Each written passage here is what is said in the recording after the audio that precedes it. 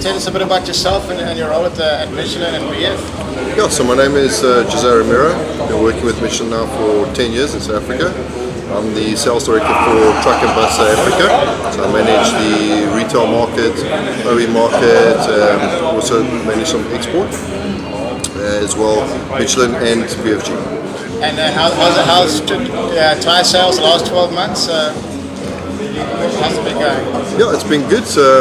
We know that the market has been down, so we've taken measures to improve our sales. So we come in with other angles, trying to push more on services, pushing more on CPK, trying to save customer money in the long run.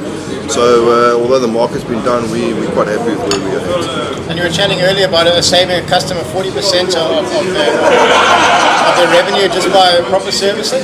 That's right. So last year we implemented a type of contract. So it's pricing is a component of this contract, but services was a bigger component. By implementing this with some tools on site with the customer, we were able to save him about 42% on his tyre budget. The way we did this was it's more to show what's happening in the fleet. So everyone thinks that their tyre pressures and the maintenance is going well because this information has been fed to them.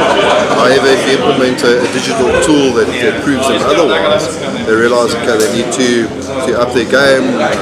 So we implemented this tool. The end result was better pressure maintenance, switching on rims, and just general maintenance all around. And this helped the customer to save money in the long run. So technology can save money. Software, I presume, is coming to the fore now. Sure, the software is a component. You can have the best technology in the world, but if you don't have the right people on the ground to implement the actions, then you'll be in the same position.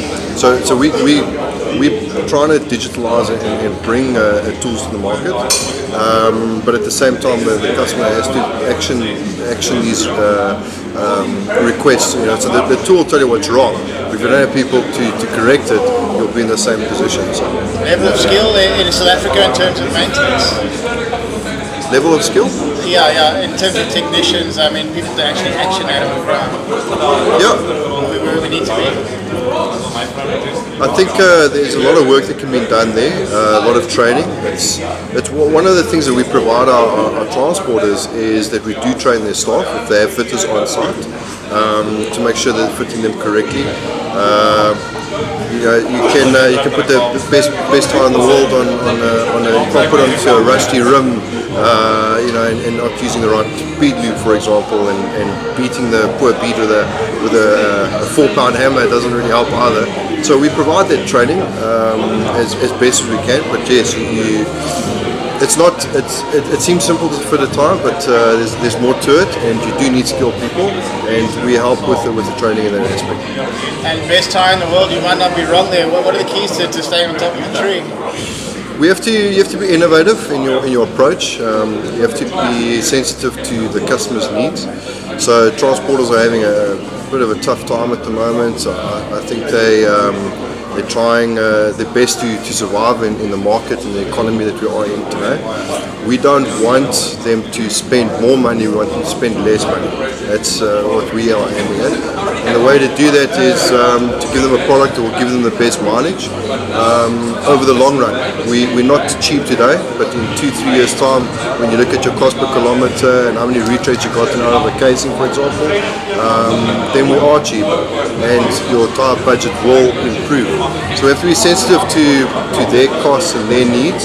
So we listen to our customers as best as we can, and we use the tools we have available to help them save as much money as possible. And the BFGoodrich success, especially in the bucky market, what do you put that down to? The product is excellent. If you look at like 4x4 forums and those type of environments, the product's always done very well for us. If you look at racing, when you see BFG strong presence, especially in the US, it's a robust tyre, it does well, it does everything well. It gives you great mileage, it gives you the capabilities off-road with the new KO2. You have the aggressive looks as well as the performance. So I think that's done very well for us. What's the feedback been from the KO2? Excellent. It's bridged the gap between our KO and our KM. So our mud terrains and our normal all terrains. With the tyre being quite aggressive, it can go places where the KO couldn't, with the aggressive looks and quite robust in those type of environments. So the feedback's been positive. The KO1 was known as bulletproof. Have you kept that strength with the KO2, obviously? Yeah, definitely. If you look at the marketing on the KO2, we drop a tyre out of a plane and then fit it into a vehicle and drive off with it just to show this robustness. So we definitely play into that, and the tyre has remained extremely robust. And things like the Dakar obviously helps with research and development. Yeah, definitely. Technology trickles down, so definitely helps with audio.